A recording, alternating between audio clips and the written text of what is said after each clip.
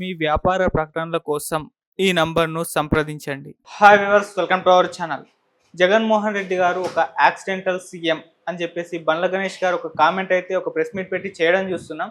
అసలు ఏ సందర్భంలో ఈయన కామెంట్ చేశారు, మరి నిజంగా ఆయన యాక్సిడెంటల్ సీఎం ఎలా అయ్యారు? సో ఈ అంశం మీద డిస్కస్ చేయడానికి ప్రజెంట్ మనతో పాటు సీనియర్ జర్నలిస్ట్ జయదేవ్ గారు ఉన్నారు. వారితో డిస్కస్ చేద్దాం. సార్ నమస్కారం. నమస్తే సార్, బండ్ల గణేష్ గారు ప్రెస్ మీట్ చూసే ఉంటారు కదా, మరి ఒక యాక్సిడెంటల్ సీఎం జగన్మోహన్ రెడ్డి గారు అని చెప్పేసి ఆయన కామెంట్ చేయడం చూస్తున్నాం. మరి దీన్ని ఏ విధంగా చూడొచ్చు అంటారు సార్? ముందు ఆయనే కామెంట్ చేశారా?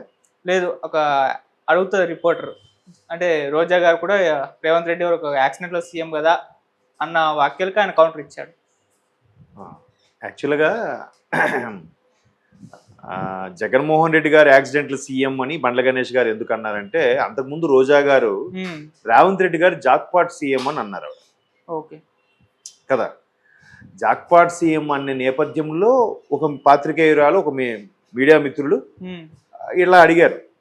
అంటే అప్పుడు ఈయన ఆయన రేవంత్ రెడ్డి గారు జాక్పాట్ సీఎం అయితే ఆయన యాక్సిడెంటల్ సీఎం, తండ్రి చనిపోయాక తండ్రి దీంతో అయ్యారు కదా అని ఉద్దేశంలో ఆయన మాట్లాడారు. నేను అదే అంటాను, ఇప్పుడు ఎందుకు బురద జల్లడం జల్లించుకోవడం అంటాను నేను.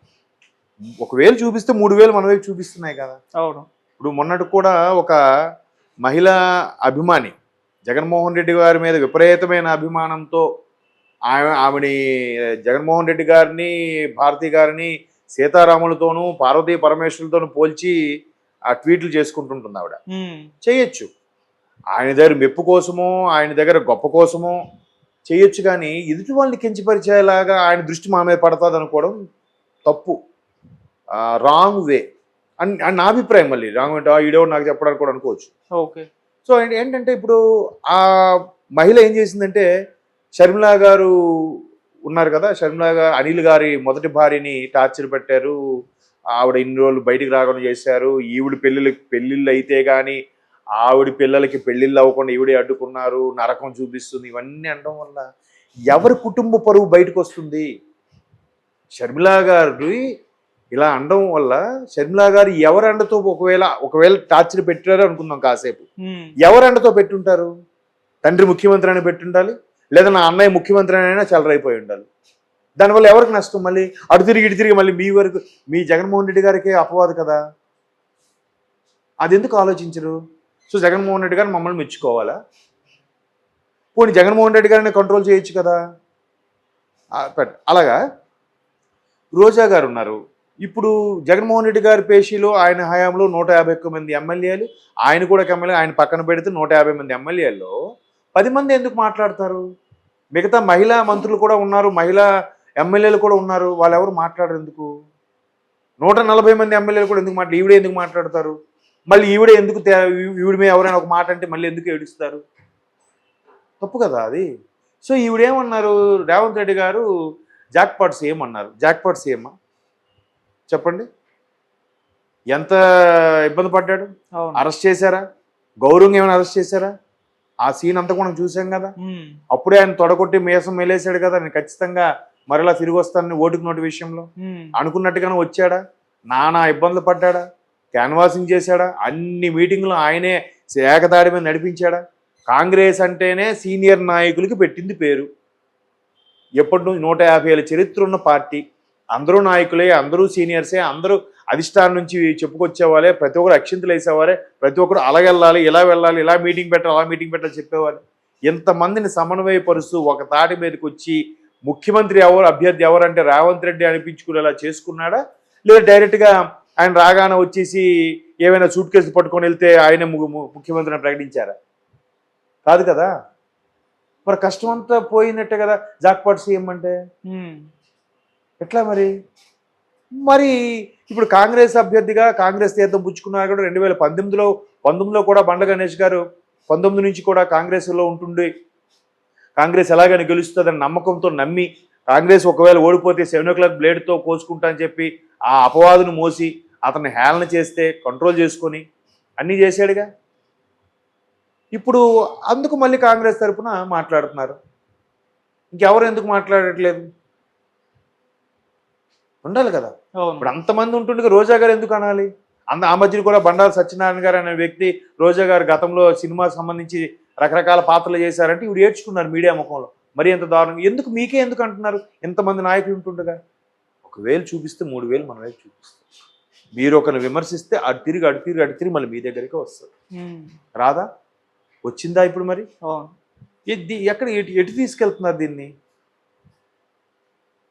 అంతే కదా. జగన్మోహన్ రెడ్డి కూడా ఇప్పుడు కష్టపడకుండా వచ్చేసాడా? కష్టపడ్డాడు.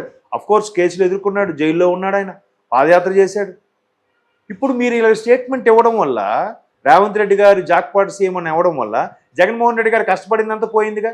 సింపుల్గా బండ్ల గణేష్ గారు యాక్సిడెంట్ సీఎం అన్నారుగా. దీనివల్ల ఎవరికి నష్టం? రోజా గారు కాదు, జగన్మోహన్ రెడ్డి గారికే నష్టం. అవును. నోరుంది కదా అని స్టేట్మెంట్ ఇచ్చేసి నాయకుడి కళ్ళల్లో మనం పడాలి, నాయకుడికి మెప్పు పొందాలి అని అంటే, ఇదే అంశం మీద కూడా మధ్యాహ్నం ఒక ఫ్రెండ్తో ఇలాగే మాట్లాడుతుంటే ఆ ఫ్రెండ్ వెంటనే ఉన్నాడు, ఆ మీడియా ఫ్రెండ్ అమ్మాయి, నా మిత్రురాలు ఏముంది, మరి జగన్మోహన్ రెడ్డి గారిలో అదొక క్వాలిఫికేషన్ అంటే కదా సార్, అక్కడ ప్రతిపక్షాలని దియ్యబడితే తిడితేనే కదా వీళ్ళకి పదవులు అన్నీ వస్తాయంట కదా. మరి మిగతా వాళ్ళందరికి పదవులు ఎలా వచ్చాయి? బొత్స సత్యనారాయణ గారు ఉన్నారు. ఒకప్పుడు జగన్మోహన్ రెడ్డి గారిని ఎంతగా విమర్శించారు కాంగ్రెస్ ఉన్నప్పుడు. ఇప్పుడు ఆయనకి ఎలా పదవి వచ్చింది?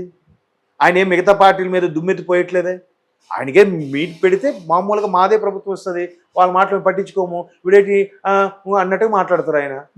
అంతేగాని డెడ్ ఎండ్కి వెళ్ళిపోయి విమర్శించట్లేదు కదా. మరి ఆయనకి 2 ఏళ్ళు కాకుండా మిగతా 2 ఏళ్ళు ఇప్పుడు కంటిన్యూస్గా మంత్రి పదవి ఉంచారు కదా బొత్స గారికి. మిగతా వాళ్ళు ఎవరెవరైతే మీరు అనుకుంటే సోకాల్డ్ క్వాలిఫికేషన్ ప్రతిపక్షాన్ని తిడితేనే వీరికి పదవి దక్కుతుంది అనుకుంటే, మరి కొడాల నాని గారికి తీసేశారు, ఆ తర్వాత అనిల్ కుమార్ యాదవ్ గారికి మంత్రి పదవి తీసేశారు, రోజా గారిని తీసేశారు. రోజా గారికి ఇప్పుడు ఇచ్చారు అనుకుంటా, ముందు ఇవ్వలేదు. అవునా కదా? అదే అంటున్నాను, విచక్షణ కోల్పోవద్దు మాట్లాడేటప్పుడు. అదే రాజకీయం అంటే. కాబట్టి అలాగ మాట్లాడడం వల్ల ఏమొస్తుంది అని అంటే, ఇప్పుడు తిరిగిది మళ్ళీ మీ మీదే వచ్చిందిగా. ఆవిడ అది అంటూనే ఆవిడ పెద్ద పులుసు అనే ఏదో పదం కూడా వాడాడు. మీరు చూసారు ప్రెస్ మీట్లో? ఆవిడ పులుసు అని సంబోధించాడు. పులుసు ఏంటి పులుసు చెప్పండి? అది ఆ పదజాలం ఏంటి? పోనీ బండ్ల గణేష్ ముందు పులుసు అన్నాడా? ఎందుకు అనాల్సి వచ్చింది ఆయన? మీరు వ్యాఖ్యలు చేయబట్టే కదా. అంతకుముందు కూడా ఒక ఛానల్కి ఇచ్చిన ఇంటర్వ్యూలో కూడా ఛానల్లో ఉండే ఎవరైతే జర్నలిస్ట్ వాళ్ళు ఇంటర్వ్యూ చేస్తున్నారు బండ్ల గణేష్ గారికి, ఫోన్ లైన్లో రోజా గారు తీసుకున్నారు. ఇద్దరికిద్దరు మాట పెరిగింది. మీరు ఎలాంటి వాళ్ళు ఏం తెలుసు అంటే, ఈవిడ వెంటనే నువ్వు దుప్పట్లు పరిచావా, పరుపులు పరిచావా, పళ్ళు రాళ్ళు కొడతాను అని ఏవో మాట్లాడారు ఈవిడ. ఆయన కూడా రేజ్ అయిపోయాడు. వెంటనే లైన్ కట్ చేసి కామప్ చేశారు. మళ్ళీ ఇప్పుడు ఇది, అప్పుడు ప్రత్యక్షంగా ఇప్పుడు పరోక్షంగా. ఎందుకు అలాగా? నేనేమనేది ఏంటంటే, మీరు మాట్లాడండి అనడం, మీరు ఒక స్టేట్మెంట్ ఇచ్చేయడం వల్ల మీరు అక్కడ ప్రభుత్వం కాబట్టి మీరు ఏమైనా మాట్లాడదు, అక్కడ వాళ్ళు ఏమనకపోవచ్చు, ఇక్కడ ప్రభుత్వంతో ఎందుకు మీకు? అవును. ఈయన జాక్పాట్ సీఎం అని మీరు ఎందుకు అనాలి? మీకేంటి ప్రాబ్లం? మీకు మాట్లాడి నచ్చకపోతే ప్లీజ్ అండి, పక్క రాష్ట్రం మనకెందుకు, నో కామెంట్ ప్లీజ్, వద్దులేండి అంటే అయిపోయింది కదా. ఎంత గౌరవం ఎంత హుందాగా ఉంటుంది. పోనీ మీరు ఎంత మాట్లాడి ఏదైనప్పుడు రేపొద్దున మీకు ఏదైనా కష్టం వస్తే, మీరు ఒకవేళ ఓడిపోతే మీ నాయకుడు మీకు అండగా నిలబడతాడా? గ్యారంటీ ఉందా? మీరు మిమ్మల్ని గెలిపించిన ఈ ప్రజలు మీకు అండగా ఉంటారా? గ్యారంటీ ఏమైనా ఉందా? పోనీ పదవులు ఏమైనా శాశ్వతమా? దేనికోసం అంటే మిగతా వాళ్ళని చూసి లౌక్యం నేర్చుకోవచ్చు కదా. చాలామంది ఉన్నారు కదా, 150 మంది ఎమ్మెల్యేల్లో 51 సీఎం గారు తీస్తే 150 మంది 10 మంది ఎందుకు మాట్లాడుతున్నారు? మిగతా 140 మంది ఎమ్మెల్యేలు కాదా? వాళ్ళ వైసీపీ నాయకులు కాదా? వాళ్ళందరి పేర్లు, కొంతమంది పేర్లువే తెలియవు. ఎందుకని? వాళ్ళు మరి ప్రజలను గెలిపించట్లేదా? అది ఆలోచించుకోవాలి కదా. అవును. అంటే నేను బాగా ఫెమిలియర్ అయిపోవాలని ఎంచుకునే దారి ఇదా? అట్లా దానివల్ల ఏమవుతుందంటే ఎటో తీసుకెళ్ళిపోతుంది. దానివల్ల హుందాతనం పోతుంది. వాడు సన్నాసి అంటే వీడు ఎదవ అనడం, వీడు దుర్మార్గుడు అంటే వాడు 420 అనడం, వీళ్ళు సైకో అంటే వాడు ఎగ్గేదో పదం వాడడం. ఇంక మరి అదుపు లేదు.